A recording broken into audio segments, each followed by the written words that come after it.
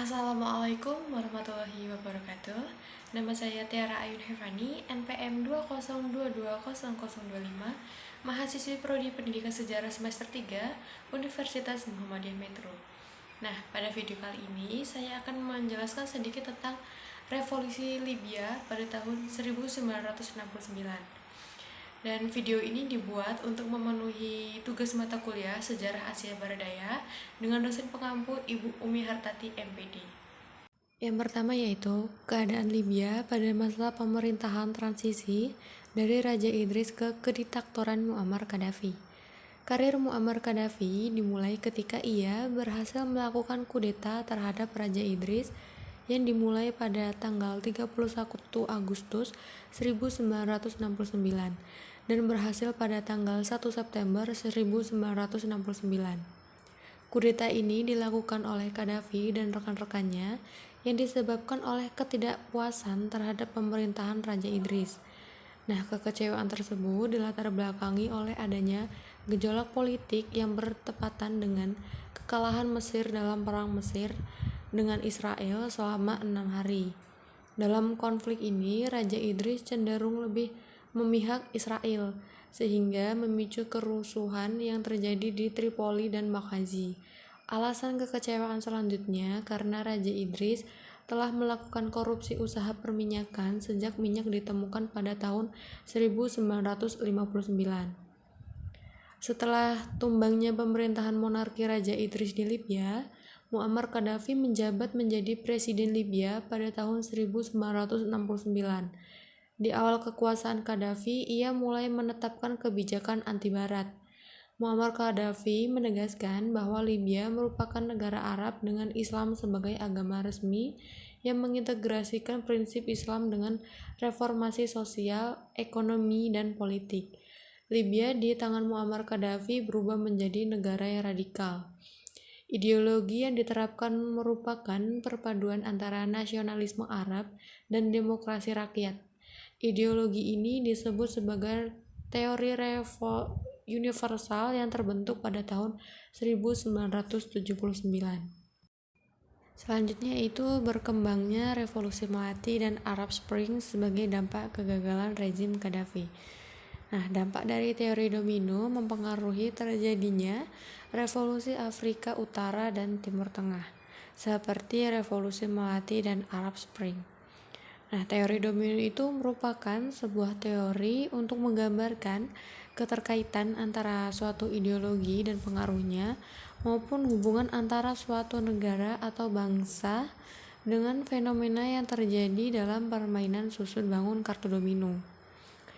Afrika Utara dan kawasan Timur Tengah diguncang gelombang revolusi pada penghujung tahun 2010 yang dikenal dengan Jasmine Revolution atau Revolusi Melati.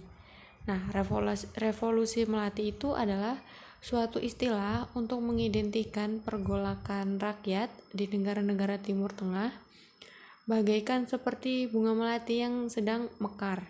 Nah, revolusi Melati itu bermula di Tunisia, kemudian berlanjut ke Mesir, Aljazair, Bahrain, Yaman, Libya, dan Suriah. Nah, kemudian pada saat yang bersamaan dengan Revolusi Melati, kebangkitan dunia Arab atau musim semi Arab atau biasa disebut dengan Arab Spring itu muncul. Nah, Arab Spring adalah gelombang revolusi di beberapa negara seperti Tunisia, Mesir, Libya, Bahrain, Yaman, Aljazair, Irak, Yordania, Maroko, dan Oman. Revolusi yang dimaksudkan karena munculnya rezim pemerintahan yang diktator atau pelanggaran HAM, pengangguran, kemiskinan, naiknya harga kebutuhan pokok, terlantarnya nasib buruh, dan monopoli kekayaan serta korupsi oleh para pejabat suatu negara di Timur Tengah. Selanjutnya yaitu peran National Transition Council atau NTC Libya dan intervensi global dalam melengsarkan rezim Gaddafi. Tindakan represif oleh pemerintahan Gaddafi yang otoriter dalam pemerintahannya juga mendapat kecaman dari negara luar seperti Amerika Serikat, yang menganggap pemerintahan Qaddafi telah melanggar hak asasi manusia atau HAM. Nah, sebagai anggota PBB yang menjunjung tinggi peacekeeping, Amerika Serikat sangat wajar untuk mengintervensi pelanggaran HAM di Libya tersebut. Penilaian adanya pelanggaran HAM oleh Amerika Serikat di Libya karena konflik di negara tersebut berupa perang yang berlatarkan tuntutan demokrasi terhadap pemerintahan yang malah berujung mengakibatkan banyaknya korban jiwa yang tewas dan terluka. Dan pada saat itu, kondisi negara Libya menjadi sangat tidak stabil. Menanggapi hal tersebut, kelompok oposisi mengadakan pertemuan di Baida. Nah, pertemuan yang diadakan tersebut bertujuan untuk mencari jalan keluar dari krisis konflik di Libya. Nah, pertemuan berikutnya dilaksanakan pada tanggal 27 Februari 2011 di kota Benghazi, Libya. Pada momentum ini, pihak oposisi membentuk National Transition Council atau NTC. Tujuan dibentuknya NTC oleh pihak oposisi adalah untuk mengkoordinir pemberontakan yang terjadi di berbagai kota Libya. Akibatnya, Libya terbagi menjadi 3 kubu di dalam pemerintahannya, yaitu yang pertama, kubu pendukung Muammar Gaddafi yang terdiri dari keluarga kerabat, menteri dan kabinet yang berada di sebelah Libya Timur, Benghazi, dan kubu oposisi di sebelah barat, Tripoli, yang mendirikan National Transition Council atau NTC, serta menghendaki mundurnya Muammar Gaddafi yang dianggap otoriter, dan kubu yang ketiga yaitu koalisi Amerika Serikat, NATO yang menghendaki Muammar Gaddafi untuk diadili atau diintervensi. Kemudian pada tanggal 5 Maret 2011, NTC mendeklarasikan diri menjadi pemerintahan yang sah, mewakili rakyat Libya dan negara Libya, atau pemerintahan tandingan Libya.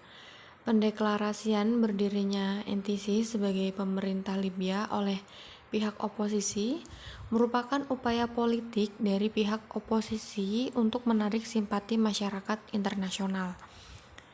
PBB yang merupakan suatu prinsipal agen tentu saja mau melakukan bantuan intervensi. Dewan Keamanan atau DK PBB pun melakukan sidang. Nah, hasil sidang dan DK PBB adalah mengesahkan resolusi DK PBB nomor 1973 pada tanggal 17 Maret 2011. Isi dari resolusi DK PBB tersebut diantaranya berisi tentang penerapan zona larangan terbang di Libya. Resolusi ini membolehkan negara-negara asing untuk memberlakukan zona larangan terbang di atas wilayah Libya. Dengan adanya larangan terbang, otomatis tidak ada satu pesawat pun kecuali pesawat untuk misi kemanusiaan dan pesawat yang diberi izin PBB dan Liga Arab yang diperkenankan keluar atau masuk dari sejumlah bandara di Libya. Dengan diperlakukannya zona larangan terbang ini juga akan membuat Angkatan Udara Libya tidak bisa mengerahkan seluruh pesawatnya untuk menyerang wilayah-wilayah yang dikuasai pemberontak.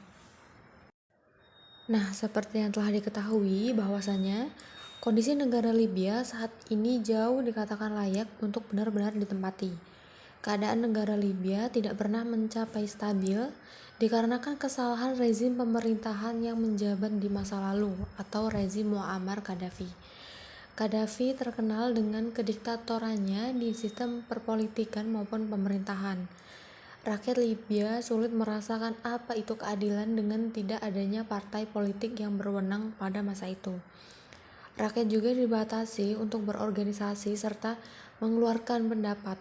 Tidak hanya itu, keadaan ekonomi negara Libya sangat kacau walaupun Libya memiliki minyak bumi yang melimpah untuk meningkatkan pendapatan negaranya.